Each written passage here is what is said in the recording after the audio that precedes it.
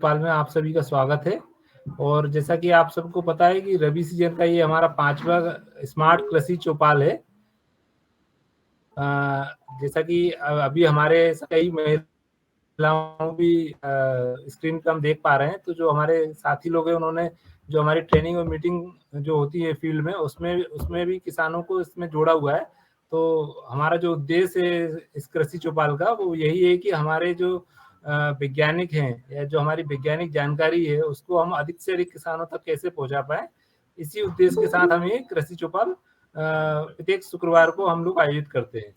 तो जैसा कि अभी फील्ड से भी कुछ शिकायतें आ रही थी कि सरसों में भी कीड़ों का अटैक था और जड़माऊ का अटैक गेहूं में भी देखा गया।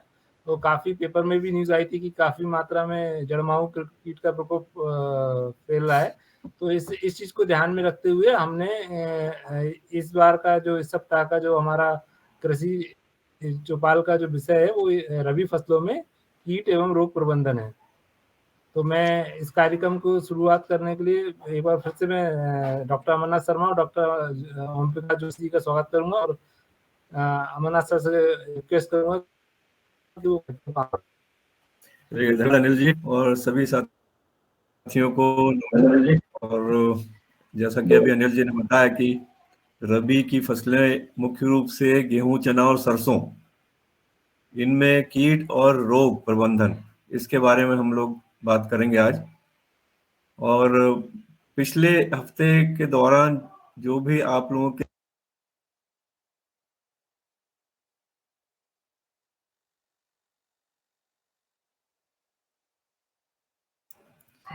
आवाज अब आ रही है? आवाज आ रही है अनिल जी?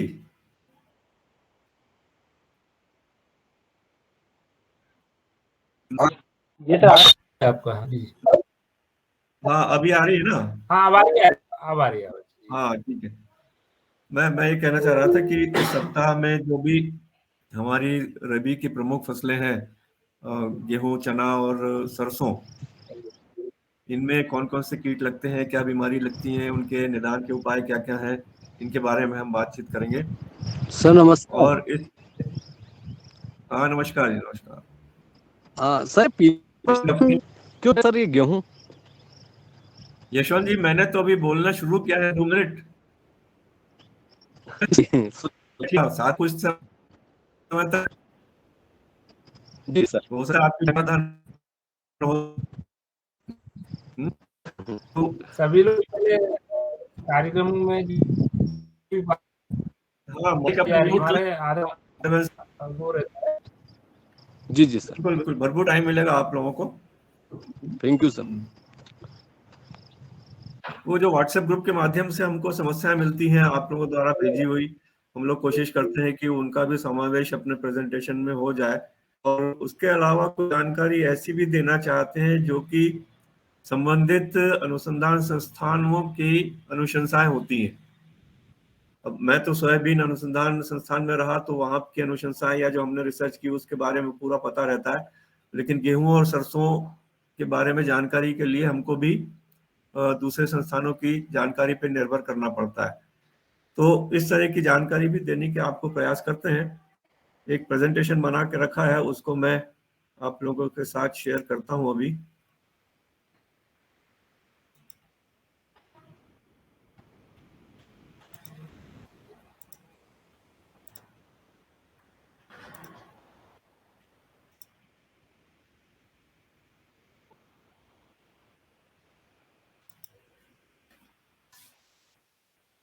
मैं समझता हूँ दिख पा रहा है सब लोगों को। जी सर, दिख पा रहा है। तो सरसों, गेहूं और चने की फसल में कीट और रोग प्रबंधन, देखिए, खरीफ की फसलों में और रबी की फसलों में एक बहुत बड़ा अंतर होता है।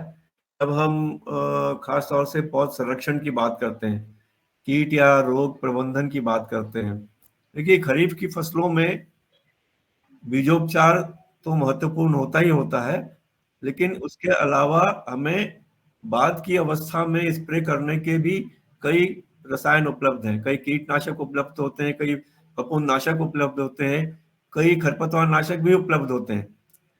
लेकिन रबी की ज्यादातर फसलों में, चाहे वो कीड़ों को कंट्रोल करना हो या बीमारी को कंट्रोल करना है, ज्यादातर इस पे महत्व दिया जाता है कि फसलों को बोने से पहले बीजोपचार कर लिया जाए, फफूंदनाशक से उपचारित कर लिया जाए, चाहे कीटनाशक से उपचारित कर लिया जाए।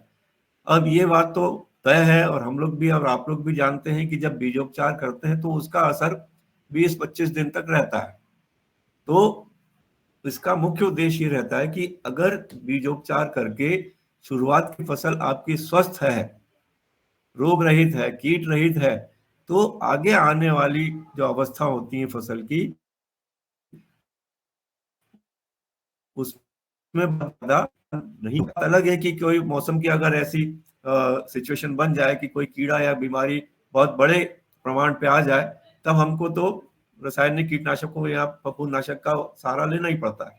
लेकिन प्रारंभिक अवस्था में फसल को रोग मुक्त और कीट मुक्त करने के लिए ज्यादातर बीमारियों और कीड़ों के अगेंस्ट में सीड ट्रीटमेंट, बीजोपचार करना बहुत ही आवश्यक होता है। रबी की फसलों में एक और चीज कॉमन है, यह है दीमक। दीमक जिसको बोलते हैं ऊदी, आप लोग बोलते हैं। तो ये रबी में कोई सी भी फसल लगी हो, गेहूं हो, चना हो, आपका सरसों हो, या कोई सब्जियों की फसलें हो, दीमक तो जमीन में अपना घर बने, और जो भी फसल आप लगाएंगे सिंचाई दे के लगाएंगे चाहे सूखे में लगाएंगे, ये आपकी फसल को नुकसान करती रहेगी। और इनमें एक चीज और बड़ी विशेष होती है कि इनका जो समूह होता है, आप लोगों ने देखा होगा कि जब आप इसके घर को तोड़ते हैं तो बहुत सारी दीमकें यहाँ वहां भागती हैं। तो इनके समूह में बड़ा अच्छा श्रम विभाजन होता है, मतलब इनको हम लोग बोलते हैं सोशल इंसेक्ट्स है ये। इनमें काफी श्रम विभाजन होता है। जैसे एक ये होता है श्रमिक। डॉक्टर साहब आपका प्रेजेंटेशन छोटा हो गया। किसी ने अपना प्रेजेंटेशन जी तो नहीं, किसी चला दिया इसमें, एक बार कर दिया, किसी ने नोट करूं कर दिया था। जी जी ओके, एक मिनट रुकिए फिर।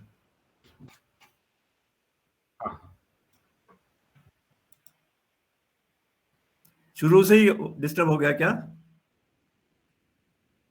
अनिल जी? श्रम विभाजन से सर वो नहीं, शुरू से नहीं सर, अभी बस पहली स्लाइड थी ना श्रम विभाजन। ठीक है ठीक है ठीक है ठीक है ठीक, यहाँ से ना।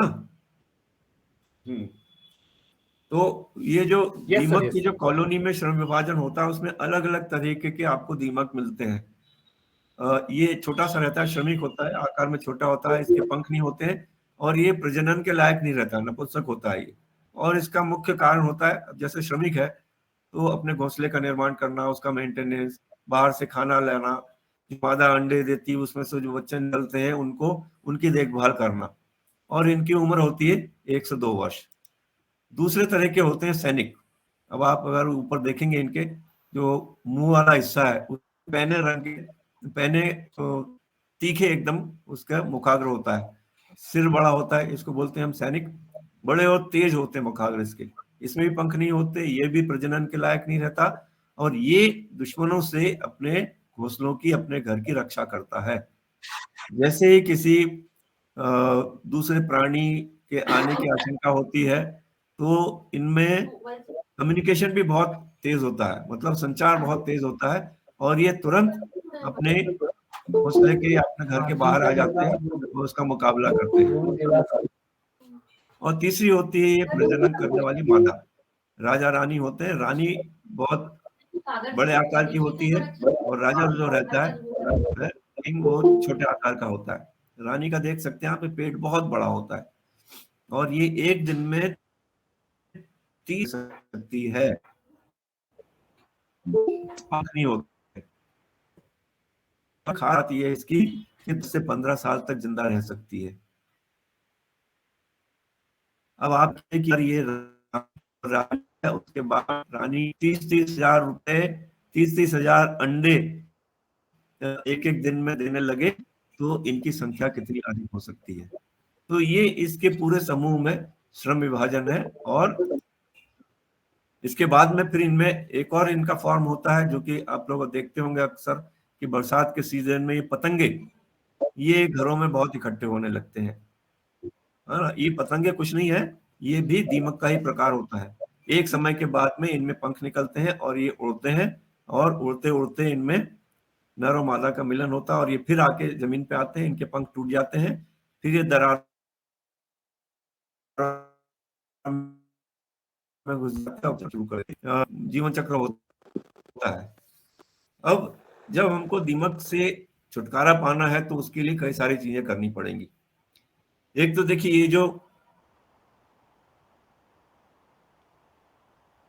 ऊपर आपको ये संरचना दिखती है, घर दिखता है, ज्यादा बड़ा इसके अंदर, जिन लोगों ने पिछले वीडियो मैंने दिखाया था इसमें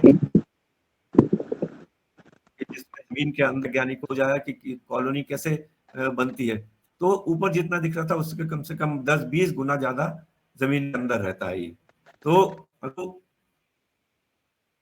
दीमक से हमारी फसल को बचाना है तो सबसे पहला तो काम ये करना पड़ेगा कि ऊपर के इस भाग को तोड़ देना पड़ेगा। जमीन के अंदर तो जा नहीं सकते, तो जमीन की सतह के ऊपर जितना जितना है इसको तोड़ दीजिए। और जो ऊपर जो गड्ढा बच गया है, गड्ढे को भरने से पहले उसमें 10, 20, 30 लीटर पानी जितना आप डाल सकते हो, कोई एक कॉन्टैक्ट इंसेक्टिसाइड, लैम्डासाइलोथिन मिला दें उसमें, चाहे क्विनालफास मिला दें, इस तरह की दवाइयां डाल के उसमें भर दीजिए और ऊपर उसको गीले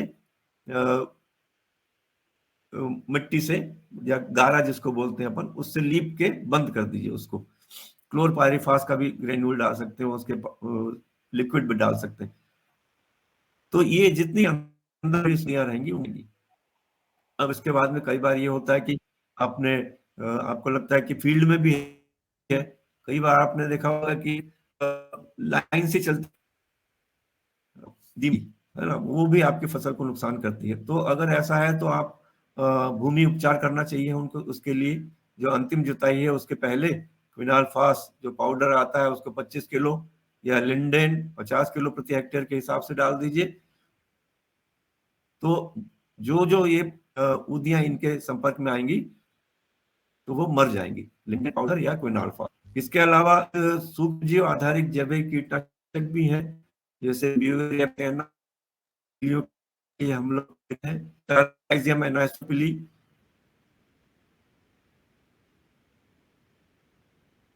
इसका एक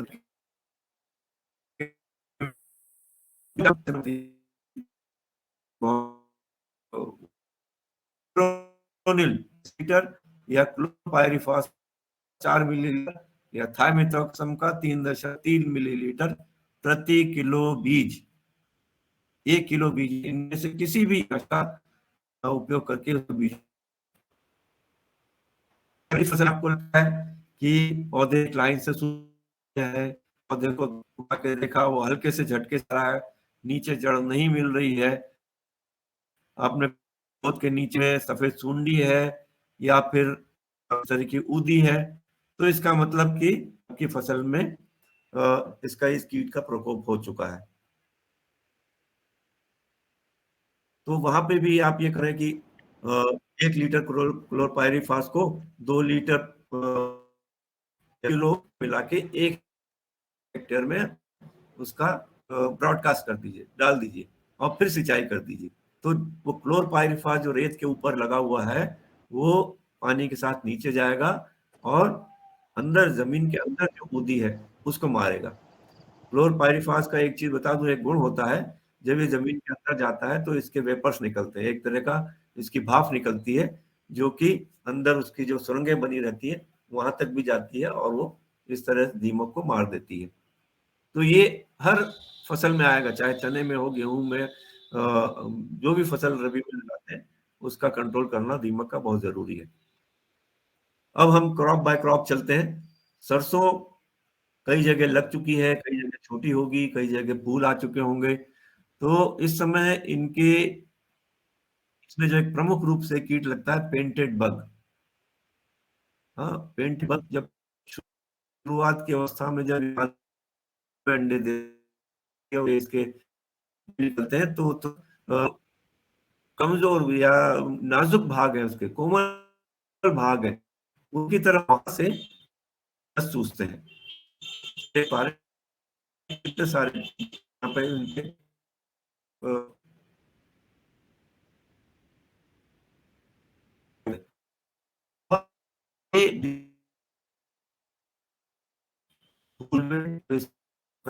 बन गए, उसमें के कारण, बच्चों के कारण और ये जो वयस्क बना है इस कारण उपज में लगभग 30% में आ जाती है।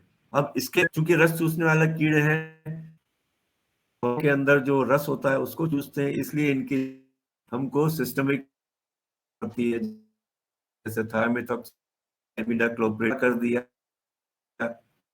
या ये जो ये संपर्क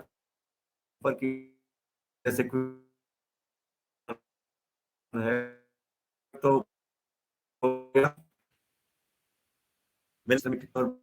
पॉइजन से इनको कंट्रोल हुई है कि इसको इसने कंट्रोल लिया, इनकी संख्या बहुत नहीं बढ़ती है।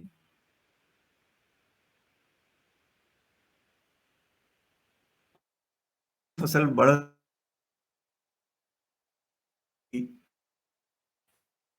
का अभी तो मौसम तो इस तरह एफिड बहुत आते हैं सरसों में। आप देख रहे हैं एक एक पत्ती पे 200-300 चिपके हुए हैं, ये पूरे पौधे पे अगर ये इस तादाद में आ जाते हैं तो निश्चित ही बहुत ज्यादा नुकसान होने की आशंका रहती है। जितना रस चूसेंगे पत्तियां उतनी कमजोर हो जाएंगी, पीली पड़ जाएंगी और झड़ जाएंगी।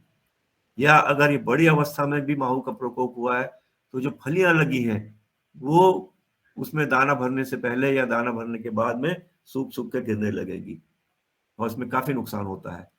इसके लिए जो हमारा भरतपुर में एक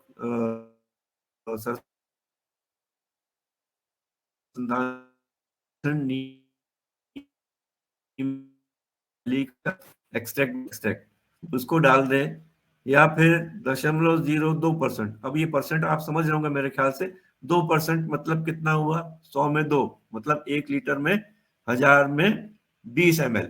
1 लीटर में 20 ml नीम का तेल या 1 लीटर में 50 ml नीम की, तो ये माहू मर जाएगा। या फिर ऑक्सीडिमेटॉल मिथाइल जिसको मेटासिस्टॉक्स बोलते हैं, उसका 0.2%, 0.2% मतलब कितना हुआ, 1 लीटर में 0.2 ml वो डाल दें। या ये डायमेथोएट है, ये 1 लीटर में 3 ml रोगर के नाम से जो आता है उनका स्प्रे कर दें तो ये माहू खत्म हो जाएगा। लेकिन ये एक बात यह है कि इसका रिलेशन मौसम से होता है। जब मौसम में थोड़ी सी नमी ज्यादा हो जाती है, बादल छाए रहते हैं, हल्का फुल्का पानी आ जाता है, तब इसका प्रकोप बहुत बढ़ जाता है। तेज धूप में इसके आने की थोड़ी शंका कम होती है। एक और होता है इसका प्रमुख कीट, सरसों का ही आरा मक्खी बोलते हैं। आरा जैसे जो आरी होती है ना, जिसमें छोटे छोटे दांते रहते हैं, उस तरह का इसका एक शरीर के पिछले भाग में एक स्ट्रक्चर रहता है, जिससे पत्ती की दोनों सतहों के बीच में वो एक स्लिट बनाती है, एक छोटा सा कट मारती है और उसमें अंडे देती है वो। और जब ये अंडे में से इल्लियां निकलती हैं तो अंदर ही अंदर वो पूरी पत्ती को, आप ये देख रहे हैं, खा जाती है। फिर थोड़ी देर बाद वो उन सुरंगों में से निकलती है और बाहर आके उसको पत्ती को खाने लगती है। और इससे ऐसा देखा गया है कि करीब करीब 20% तक उपज में कमी हो जाती है। इसके लिए भी उपाय वही है, बीजोपचार अगर कर लिया है आपने इमिडाक्लोप्रिड से तो नुकसान कम होगा, या फिर आपको क्विनाल्फास और मिथाइल पैराथियान जैसे कीटनाशकों, संपर्क कीटनाशकों का सहारा लेना पड़ेगा ये इल्ली को मारने के लिए। तीसरा है leaf miner. Leaf miner, mine मतलब सुरंग। सुरंग जैसे देखते हैं ना आप लोग यहाँ पर देख रहे हैं, बड़ी छोटी सी इसका एडल्ट होता है, वयस्क होता है, और पत्ती के अंदर दोनों सतहों के बीच में अंडा रखता है और उसमें से जब इल्ली निकलती है तो ऐसी टेढ़ी मेढ़ी सुरंग बना के पत्तियों को खाती रहती। यहाँ पे आप इसमें ये इल्ली देख पा रहे होंगे। इस तरह का नुकसान पालक में देखने में आता है, आपको दिखता है, और सोयाबीन की भी निचली पत्तियों में कभी कभी दिखता है। तो इससे क्या होता है, जब ये पूरा सुरंग बन जाती है, इसका मतलब उसका जो फोटोसिंथेसिस करने वाला मटेरियल वो खत्म हो जाता है, और इसकी प्रकाश संश्लेषण की क्रिया, जो भोजन बनाने की जो शक्ति है पौधे की, वो कम हो जाती है, जिससे पौधे कमजोर हो जाते हैं। इनके नियंत्रण के लिए अगर बुआई के समय कार्बोफ्यूरॉन दानेदार दवाई आती है, वो 66.6 किलो अगर आपने 1 हेक्टेयर में डाली, या फिर मेथोसॉइल ट्रीटमेंट कर लिया है, डायमिथोएट बाद में स्प्रे कर दिया है, या थायमिथॉक्सम से स्प्रे कर लिया है, तो ये कीड़े से नुकसान आप कम कर सकते हैं। सबसे बढ़िया बात तो ये है कि आप बोते समय ही कार्बोफ्यूरॉन 3G, जैसे कि फोरेट एक दवाई आती थी सोयाबीन में, पहले हम लोग रिकमेंड करते थे, लेकिन अब बंद हो गया है वो, तो कार्बोफ्यूरॉन 3G अभी इसके लिए अभी भी रिकमेंडेड है। उसको बुआई के समय मिट्टी में डाल के फिर बुआई करें, तो इससे शुरुआत की अवस्था में जो कीड़े अगर पनपेंगे, उनकी जो पहली पीढ़ी होगी उसको भी कंट्रोल।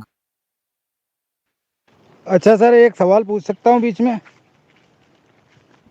चलिए, अच्छा विषय कह रहा था जैसे चने की बुआई करनी है, तो चने की बुआई पे आ रहे हैं। अभी सुनिए, अभी सरसों चल रही, गेहूं भी कंट्रोल करूंगा मैं, कवर करूंगा, और चना भी कवर करूंगा। चलो ठीक, चने में हाँ, आके सरसों के बारे में सुन लीजिए थोड़ा सा। ठीक सर। यही सरसों के एफिड में एक बार हम बता चुके हैं, अलग अलग प्रकार के होते हैं, हरे भी होते हैं, काले भी होते हैं, पंख वाले भी होते हैं, बिना पंख वाले भी होते हैं। यहाँ पे इस फोटो पे आप ध्यान दीजिए, कुछ जो एफिड हैं वो बड़े फूल गए हैं और वो मोटे हो गए एकदम। इनको हम बोलते हैं ममीफाइड एफिड्स। इनमें एक बीमारी का संक्रमण हो गया है और ये मर गए हैं। ये हिलते डुलते नहीं है, एक ही जगह चिपके रहते हैं। आपको देखने से ऐसा लगेगा कि ये खा रहे हैं, हमारी फसल को नुकसान कर रहे हैं, लेकिन अगर इस तरह के मोटे मोटे अगर आप एफिड देखते हैं, तो आप ये मान के चलिए वो आपकी फसल को नुकसान नहीं करें, वो मर चुके हैं। वो बीमारियां भी सरसों में काफी आती हैं। जो प्रमुख बीमारी है वो यहाँ पे मैं बता देता हूँ। व्हाइट रस्ट, सफेद, जो जैसे गेरुआ होता है सोयाबीन में ना, वैसे रस्ट इसमें भी होती है, लेकिन ये सफेद कलर की होती है। अब जब उसमें ये भी मौसम से रिलेटेड है काफी, इसमें तापमान जब ठंडा होने लगता है, 15 डिग्री से भी कम हो जाता है टेम्परेचर, आपकी नमी है जो 60 से 80% तक बनी हुई है बरसात के कारण, या आपने बहुत ज्यादा सिंचाई दे दी है, तो ये इस तरह के सिम्टम्स आपको पत्ती पे दिखते हैं। आप इसको पत्ती पे छुएंगे तो हाथ में आपको सफेद सफेद पाउडर लगेगा। जब बहुत ज्यादा प्रकोप होता है तो इसकी फलियां भी टेढ़ी मेढ़ी हो जाती हैं, तो उससे भी आप हल्का सा पौधे को झटकाएंगे तो सफेद सफेद पाउडर उड़ता हुआ दिखेगा आपको। इसके लिए विशेष कुछ फफूंदनाशक है, जैसे इप्रोडियन है, उसका आपको 3 किलो प्रति हेक्टेयर के हिसाब से डस्टिंग करनी है, पाउडर आता है ये, या फिर मेटालेक्सिल प्लस मैंकोजेब का एक कॉम्बिनेशन बना के 2.5 किलो प्रति हेक्टेयर के हिसाब से करेंगे, तो ये जो व्हाइट रस्ट है इसका नियंत्रण हो जाएगा। एक ब्लाइट नाम की आती है, अल्टरनेरिया ब्लाइट। इसमें जब जैसे थोड़ी सी धुंध पड़ती है ना, जिसको आप लोग बोलते हैं कोहरा बोलते हैं, जिसको अंधेरा, सुबह सुबह काफी कोहरा बना रहता है, उस समय ये ज्यादा आती है। और जैसे हमने इसमें देखा था, यहाँ पे पत्ती पे व्हाइट रस्ट में बड़े बड़े चकत्ते बनते हैं, ठीक है, यहाँ पे आपके उतने बड़े नहीं, छोटे छोटे धब्बे बनेंगे, और वो सब सफेद होते हैं, और बाद में उसमें भूरा पानी आने लगता है, और ये जो भूरी भूरी झिल्ली होती है ये हवा के साथ में फट जाती है। मतलब पौधी एकदम, पत्तियां जो है, पत्तियों में काफी छेद हो जाते हैं अलग अलग आकार के।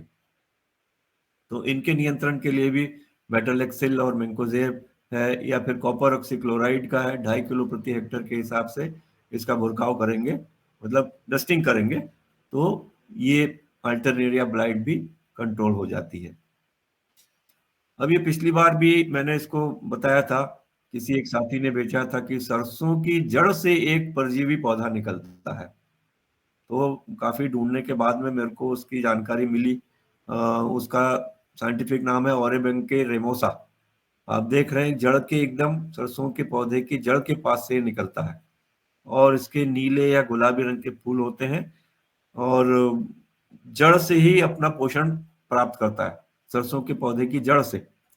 तो वो जो पोषण है वो सरसों के पौधे को नहीं मिल पाता है, और इसके परिणाम स्वरूप उसके पौधे सूखने लगते हैं। इस पे मैंने कंट्रोल के लिए काफी ढूंढा था, और एक मेरे को थोड़ी सी आश्चर्य वाली बात है, जोशी साहब शायद उस समय नहीं थे, अभी उनका भी फीडबैक लूंगा मैं इसमें। ग्लाइफोसेट नाम की दवाई है जो कि हम बोलते हैं कि हर हरी वनस्पति को मार देती है।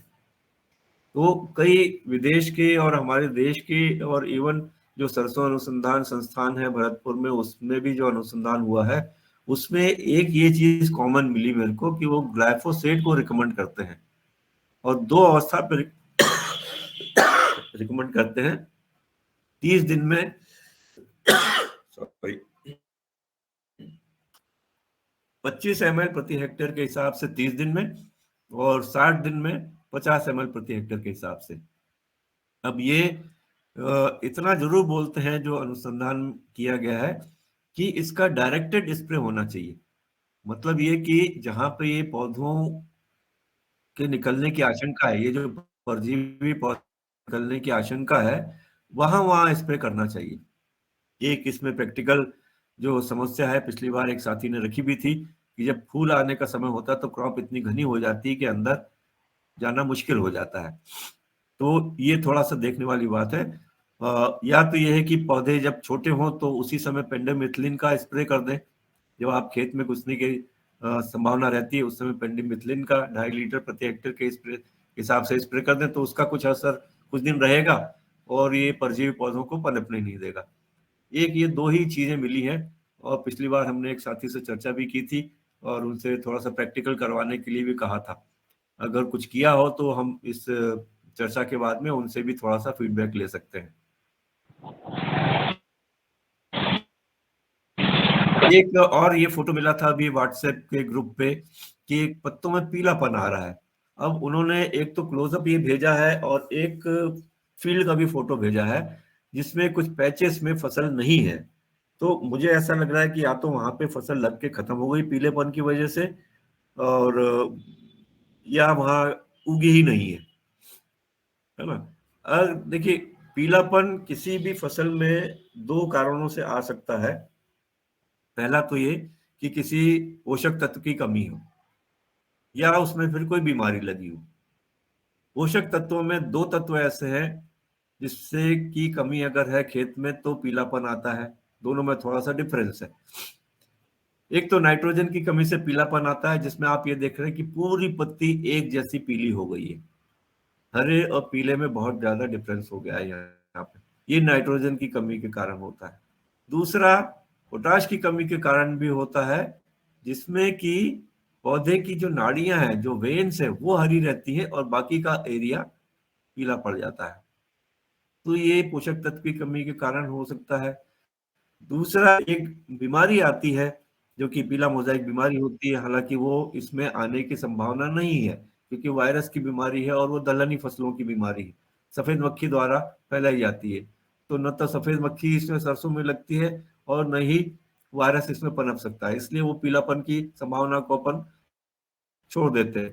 तो ऐसा अगर कहीं पे आ रहा है तो मेरी उन साथियों से एक सुझाव ये रहेगा कि उसमें 0.2%, मतलब 1 लीटर में 2% का सॉल्यूशन वो यूरिया का अगर घोल के डाल दें तो जो पीलापन आ रहा है वो खत्म हो जाएगा। लेकिन जो टापे बन गए हैं जहाँ पे कि पूरी सरसों खत्म हो गई, उसमें शायद अब कुछ नहीं हो पाएगा। तो ये थोड़ा सा प्रैक्टिकल करने की जरूरत पड़ेगी।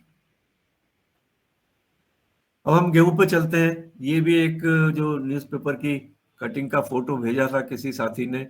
गेहूं में जड़ माहू का प्रकोप है और 1 दर्जन गांव की 4000 हेक्टेयर फसल पर संकट आ गया है। अब इसमें तो इन्होंने क्लियर कट बता दिया है कि जड़ माहू कैसे होता है, क्या उसके सिम्टम्स होते हैं और क्या कंट्रोल करना चाहिए, है ना। इमिडाक्लोपिड बताया है इन्होंने, एसिटामेप्रिड बताया है, थायमेथोक्सम बताया है, मतलब ज्यादातर सिस्टमिक इंसेक्टिसाइड ही बताया है इसमें। तो ठीक है, ये करना चाहिए। लेकिन आमतौर पे जो एक एफिड होते हैं, जो मैंने अभी जैसे सरसों में भी चर्चा की है और यहाँ पे भी दूसरी जाति का एफिड आता है यहाँ पे, तो उसके बारे में भी एक समेकित प्रबंधन करने की जरूरत पड़ती है। इसमें आपके जड़ माहू का भी कंट्रोल हो सकता है। थोड़ा सा उसके बारे में बताया कि एक तो कोमल शरीर वाले होते हैं ये,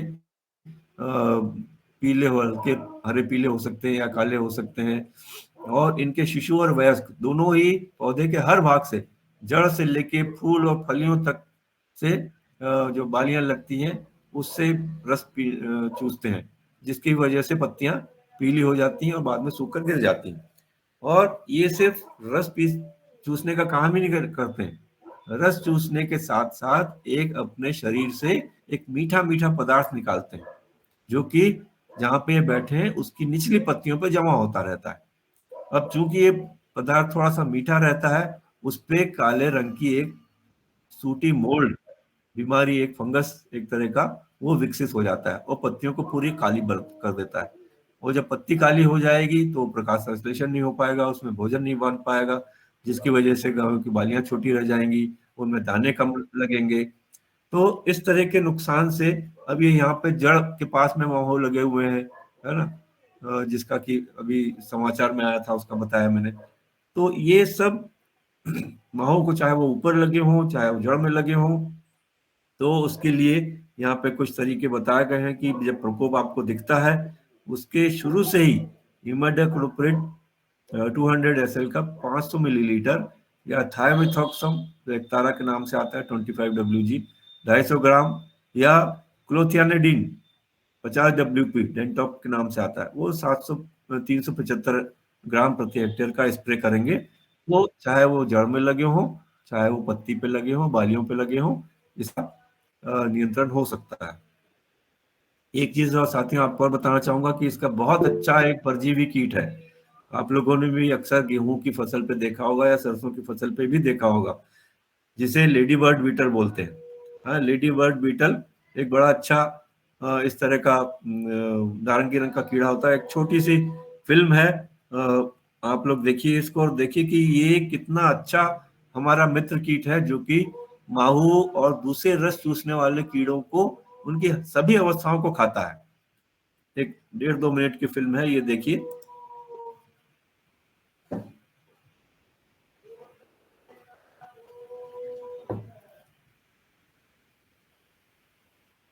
ये माहू के बच्चे हैं नीचे, जिनको कि खा रहा है ये उसके अंडे हैं। और ये लेडी बर्ड बीटल के अलावा दूसरे परजीवी कीटों के लार्वा भी जो है वो भी खाते हैं।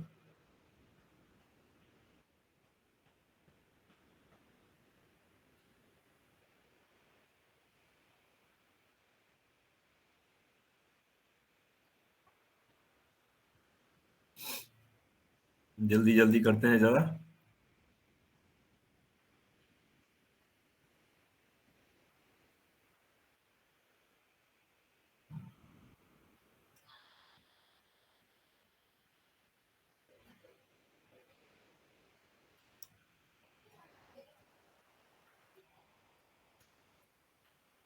ये एक दूसरा है जो कि इनमें जो माहू है इनमें अंडे दे देती है। ये देखिए अपने पीछे से इसने अंडे देने वाला भाग निकाला और इसके शरीर में जाके अपने अंडे छोड़ देती है। अब उसका क्या हश्र होता है देखिएगा थोड़ी देर में। वो मक्खी है एक छोटी सी, जो कि अपनी, जब देखिए इस माहू के अंदर उसने अंडे दे दिए हैं, उस अंडे में से बच्चे निकल रहे हैं और इसके शरीर को फाड़ते हुए बाहर निकलेंगे वो।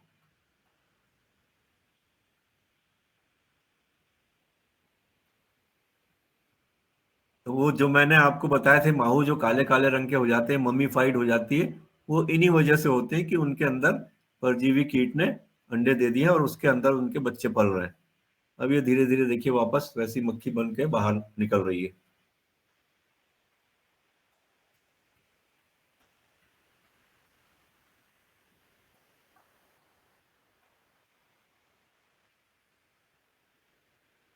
ये वापस आ गई और ये फिर दूसरे माहू में अपने अंडे देगी और उसमें अपना जीवन चक्र चलता रहेगा उस तरह से।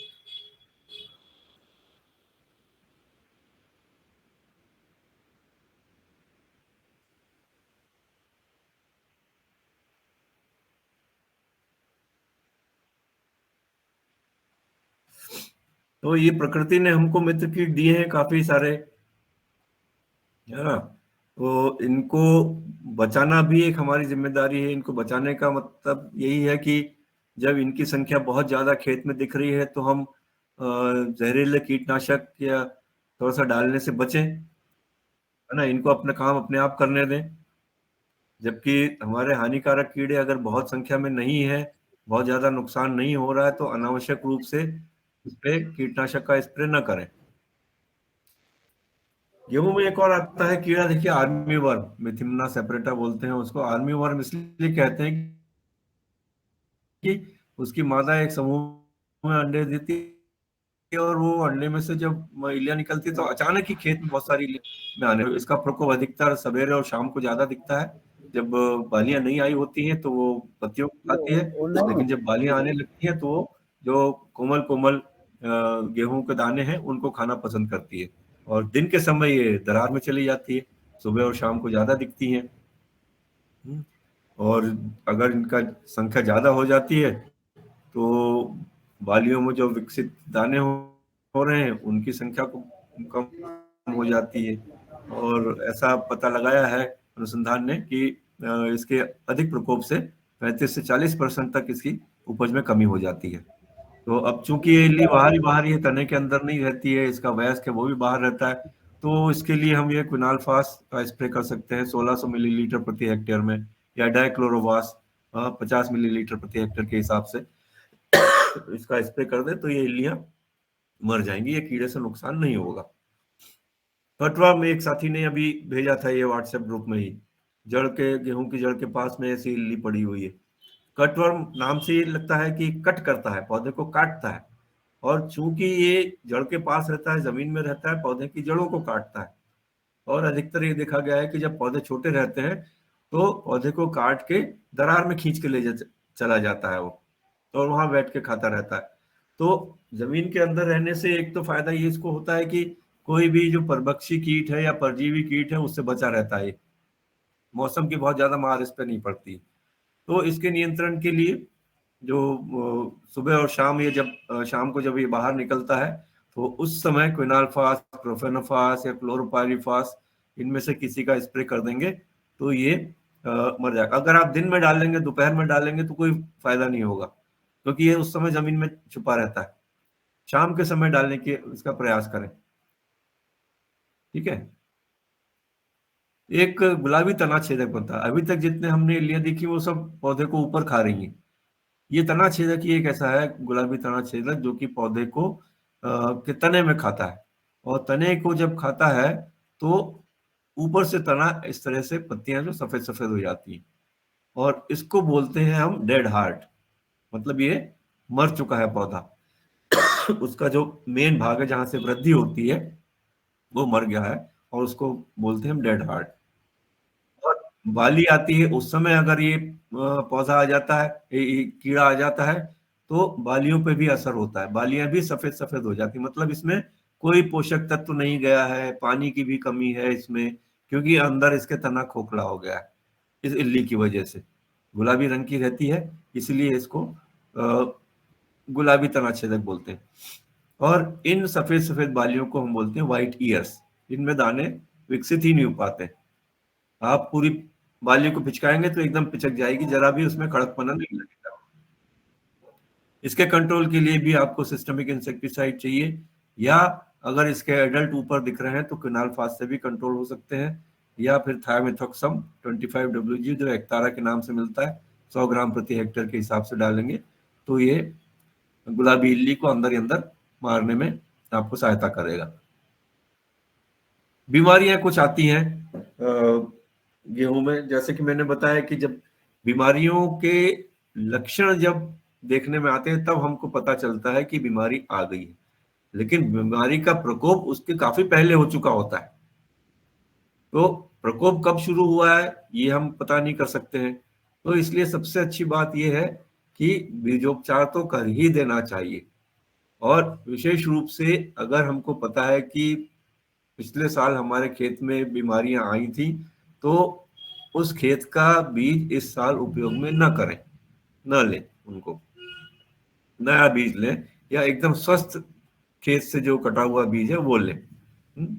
अब इसमें भी बीजोपचार की बात आती है, यहाँ पे टेबुकोनाजोल है 3.3 ग्राम प्रति किलो बीज, या कार्बोक्सिन है 2 ग्राम प्रति किलो बीज, या फिर डायफेनोकोनाजोल है, ये एजोल ग्रुप के हैं, डोक्लाम डाइजोल के नाम से आते हैं, ये 2 ग्राम प्रति किलो बीज, या ट्रिटिकोनाजोल, मतलब इसमें काफी सारे आपको सी ट्रीटमेंट के लिए ऑप्शन है आपके पास में। सी ट्रीटमेंट कर देंगे तो आपका जो शुरुआत में इसमें इन्फेक्शन विकसित हो रहा है, जो प्रकोप शुरू हो रहा है, वो रुक जाएगा। तो आगे आके आपको इस तरह के डेड हार्ट या इस तरह की व्हाइट ईयर नहीं मिलेंगे। जो लोग जैविक खेती करते हैं उनके लिए ट्राइकोडर्मा है, 4 ग्राम प्रति किलो बीज के हिसाब से बीजोपचार करेंगे तो भी काफी हद तक बीमारियां रोकने में सहायक होते हैं वो। 2 और बीमारियां आती हैं, फ्लैग स्मट और लूज स्मट। स्मट है उसमें 2 तरह की हैं, फ्लैग स्मट जिसमें पत्ती झंडे के आकार की तिरछी हो जाती है ऐसी, और लूज स्मट जिसमें पूरी फली के दाने में काले काली फफूंद बन जाती। आप फली जो बाली है उसको हल्का सा हिलाएंगे तो काला काला पाउडर हवा में उड़ता हुआ दिखेगा आपको। इसके लिए भी सी ट्रीटमेंट ही करना है, टेबुकोनाजोल, कार्बोक्सिन है, ट्राइकोडर्मा है। और दूसरी बात, अगर आपको खेत में इस तरह की बीमारी के लक्षण दिख रहे हैं या काली काली पत्तियां हो रही हैं तो उन पौधों को बिल्कुल निर्ममता से हटा दीजिए खेत से, क्योंकि ये स्टेज तो बहुत देर हो गई, इसके पहले ही आपको खेत से हटा लेने चाहिए वो पौधे। ये स्टेज में भी, और हटाते समय एक चीज का ध्यान रखें, ये जो ऊपर की बाली है जैसे मैंने बताया इसमें काला काला पाउडर रहता है, हल्की से भी हिलने से उड़ने लगता है, वो निकलने लगता है। तो इसके ऊपर एक पॉलीथीन की थैली पहना दें ताकि उसका पाउडर उड़े नहीं, और फिर उसको पौधे को तोड़ें।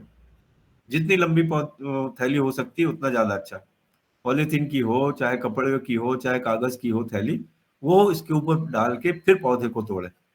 नहीं तो अगर आपने ऐसे नीचे तोड़ लिया तो ये पूरा हिल के इसके जो स्पोर्स हैं वो आपके दूसरे पौधों को भी संक्रमित करेंगे।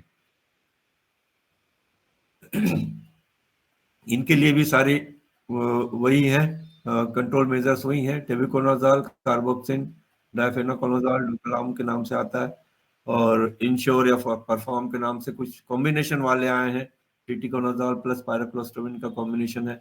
इंसेक्टिसाइड और फंजीसाइड का भी कॉम्बिनेशन है।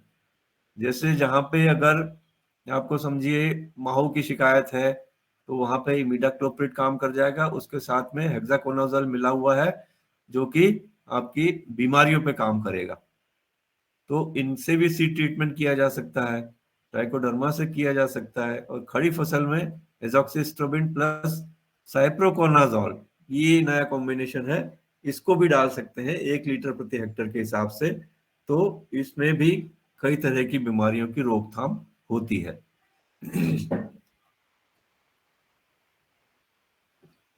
अब बात करते हैं हम चने की। एक भाई साहब चने की बात कर रहे थे अभी, सुन लें वो भी। चने में प्रमुख रूप से ये कीड़ा आता है जो कि हम लोग फली छेदक बोलते हैं। ये सिर्फ चने में नहीं, बहुत खरीफ की भी बहुत फसलों में आता है। अभी चने में लगता है, अरहर में लगता है, सोयाबीन में लगता है, मिर्ची में लगता है, टमाटर में लगता है, कपास में लगता है, मूंग में लगता है, बहुत सारी फसलों में आता है। और सिर्फ हमारे भारत देश में नहीं, दुनिया भर में ये किसानों के लिए एक सिरदर्द बना हुआ है।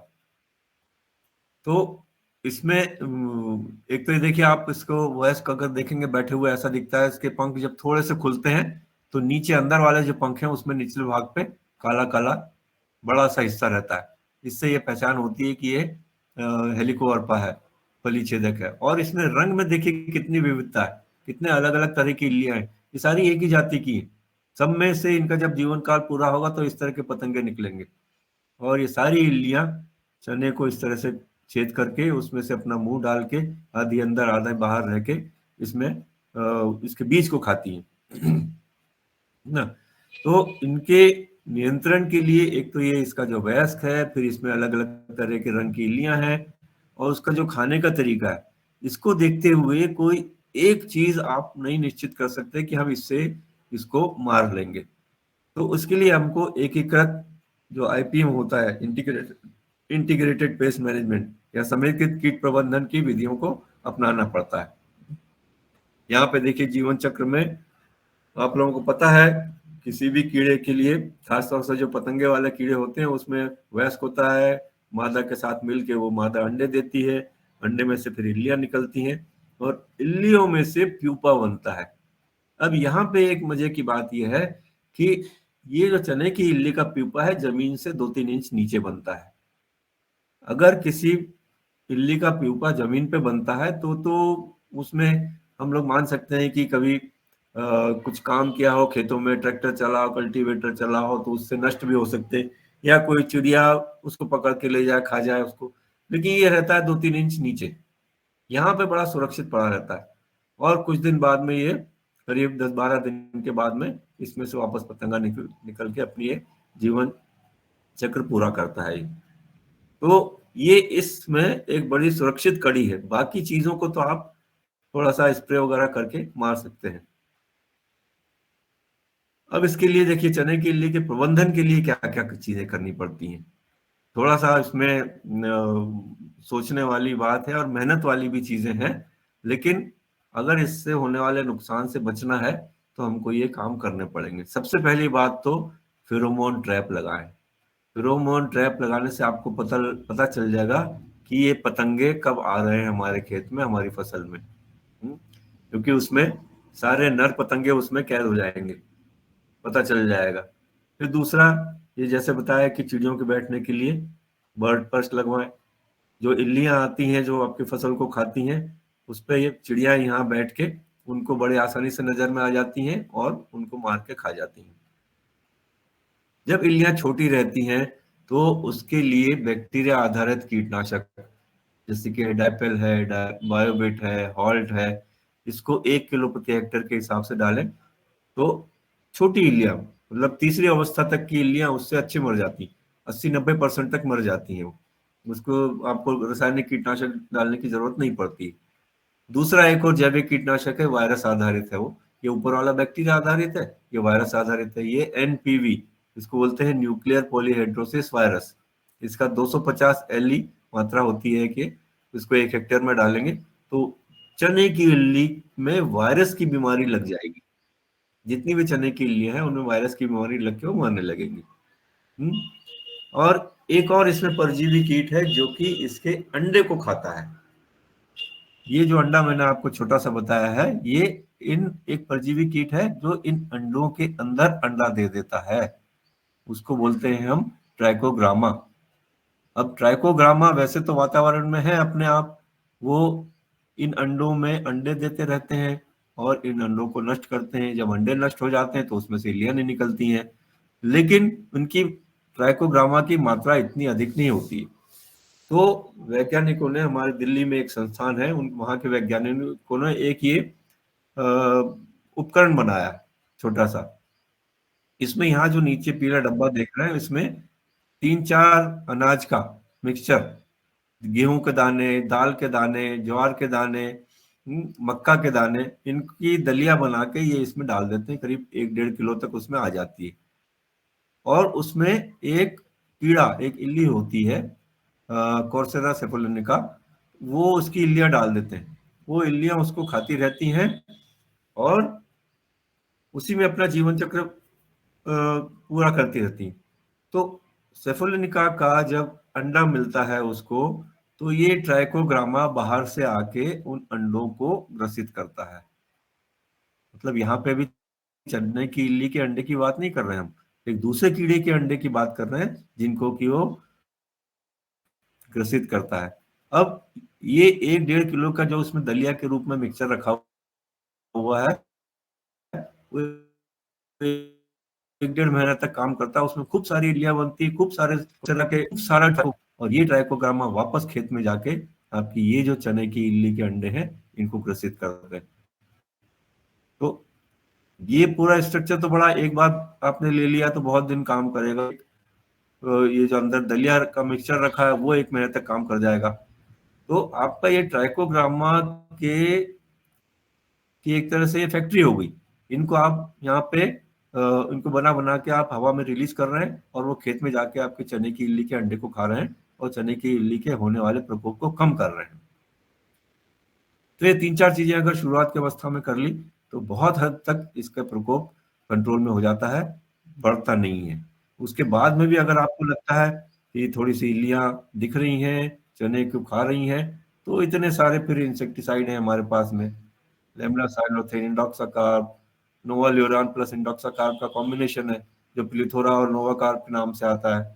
स्पाइनोटोरम है, इमामेक्टिन बेंजोएट, क्लोरेंट्रलिन कोराजेन के नाम से आता है, स्पाइनोसिड, मतलब तमाम तरह के केमिकल इंसेक्टिसाइड भी इनके लिए काम करते हैं।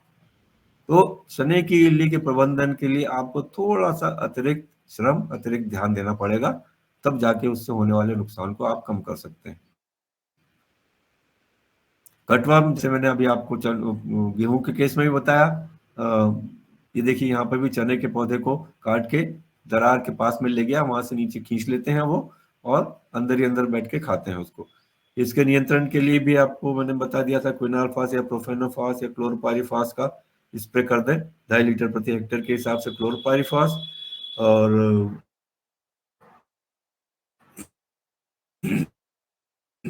1 लीटर फास या 1.5 इल्लियों को कंट्रोल किया। लेकिन आपको तरह की बीमारियां आती हैं, विशेष रूप से ये उक्टा रोग है, कॉलर रॉट है, एस्कोकाइटा ब्लाइट है ये। अब देखिए थोड़ा थोड़ा अंतर रहता है उसमें। उक्टा रोग में तो जैसे आपके बड़े बड़े समूह में टापे बन जाते हैं, पूरे पैच में आपकी फसल पीली होने लगती है उसमें, और ये आपकी जमीन से भी आता है, बीज से भी आता है, और जड़ों को जब ये प्रभाव इसमें पानी सोखने की क्षमता कम हो जाती है, और नतीजतन पौधे पीले पड़ने लगते हैं, बड़े बड़े समूह में आपके पौधे सूखने लगते हैं। कॉलर रॉट है जैसे, इसमें आपको कहीं कहीं पौधों में छोटे छोटे पैचेस में दिखेंगे, बहुत ज्यादा बड़े पैच में नहीं रहता है ये। और जब इस बीमारी की तीव्रता अधिक हो जाती है तो जड़ों के पास में पहले तो सफेद रुई जैसी संरचना दिखेगी जो कि फंगस होती है, और फिर बाद में उसमें राई जैसे भूरे या काले रंग के छोटे छोटे दाने भी बनने लगते हैं, वो होते हैं। तीसरा है एस्कोकाइटा ब्लाइट। ये जो दोनों बीमारियां थी पहले, उक्टा रोग या कॉलर रॉट, इससे फलियों पर कोई असर नहीं पड़ता। अगर कम मात्रा में बीमारी है तो आपको फलियां बन जाएंगी, उसमें दाने भी मिल जाएंगे। लेकिन जो एस्कोकाइटा ब्लाइट है ये फलियों को भी निशाना बनाता है अपने। आप देख रहे हैं यहाँ पे फलियों पे भी निशान बनाता है, और ये अंदर तक चले जाता है, इससे बीज भी संक्रमित होकर सड़ जाता है। तो 3 मुख्य बीमारियां हैं, उक्टा रोग, कॉलर रॉट और एस्कोकाइटा ब्लाइट। इनके कंट्रोल के लिए बीजोपचार करना जरूरी है। कार्बनडाजिम से कर लिया या कार्बोक्सिन से कर लिया, कार्बोक्सिन और थायरम के कॉम्बिनेशन से, टेबुकोनाज से कर लिया,